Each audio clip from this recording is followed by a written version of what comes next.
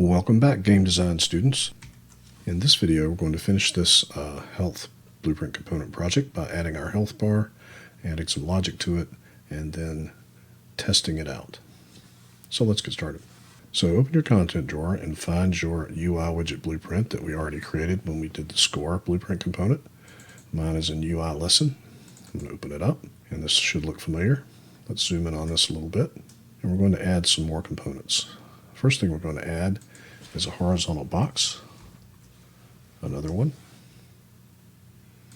and we're going to parent that to the canvas panel. And then let's X out that search and add some text to that horizontal box.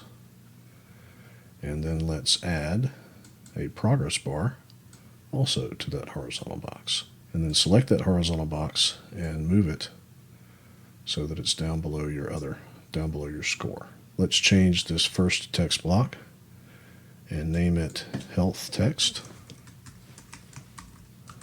And then let's change the actual text here under text block to health.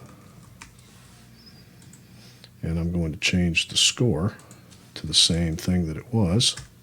I'm going to change the color to the same color that I have here. Click this and we get the eyedropper. Get the eyedropper and sample that score color. And then I'm going to find the outline settings here, and I'm going to give this health an outline of 2 so it matches the score text. Now let's select the horizontal box here, and we're going to make sure that this is not checked size to content. We're going to make that horizontal box longer.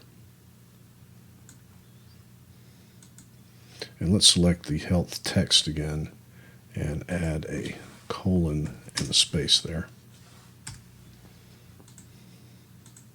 Now let's select the health bar, and we need to change some things about it. Instead of auto here, let's select fill, and that's going to fill the balance of the horizontal box. And then let's add some padding on the top. Let's maybe make it 5, and actually let's make it 10 on the top and 10 on the bottom. Make it a little thinner than the box. Now here's the percentage right here. Right now it's 0. So let's make the default percentage 1 or 100. And then let's change the fill color here to green. Click OK. Now when our health becomes less than 1, it's going to do that. We want this background color here to be red, so we need to change that. To find that, we need to open up the style rollout here, and we need to find the background image, and currently it's tinted white. Let's select that and tint it red and click OK. And then we can close that, and let's make this a 1 again. And then let's compile and save.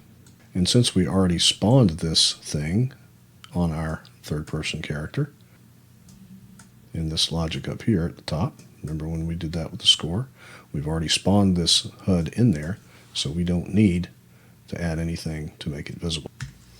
So let's go ahead and click play and see if that's true. And there you have it. And let's return to the BPC health here. The player HUD.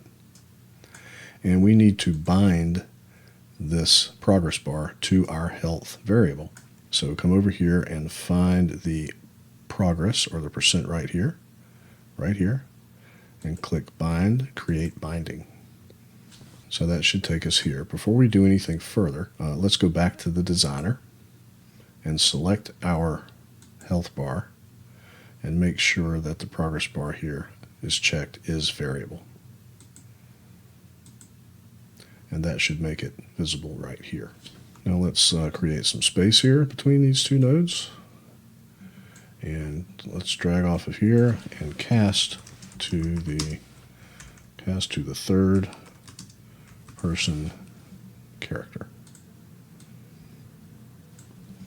And we need to get the player character. Always need to do that. And now we need a get to get a reference to our blueprint component, health component, from the third person character. So type in here, or drag off of here and type in BBC health, and we want to get BBC health. That's our blueprint, our health blueprint component that we created. And now that we're in that blueprint component, we can drag off of here and type in health. And what we want to do is get that health number that we created. And then we need to return a value, and that value needs to be a percentage, if you recall. So let's convert this float number to a percentage. Let's drag off of here and hit the divide key. It's the slash that's your question mark slash key. That's your divide. And we want to divide that by 100. And then connect it to the return value. And then compile and save. And now, if everything is compiled and saved properly, let's drag our fire actor that we created, and let's play,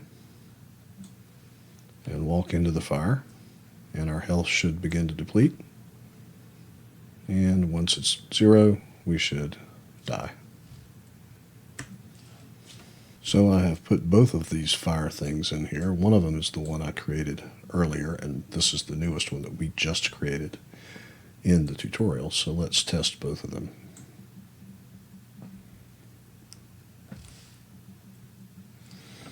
Whoops, something is seriously wrong here. Okay, I fixed that. That was nothing. No mistake you would have made. So when I walk into this one, you can see my health begins to deplete. But when I walk into this one, the new one we just created, it does not. That's because in the fire blueprint, I forgot to check this box right here. We want this tick, and you would have forgotten it too because I didn't tell you to. This event needs to loop all the time to look for actors to damage. Right now, when we begin play, it loops through once. If it doesn't see anything, it stops. So let's compile, save, and play, and see if they both work now. Yep.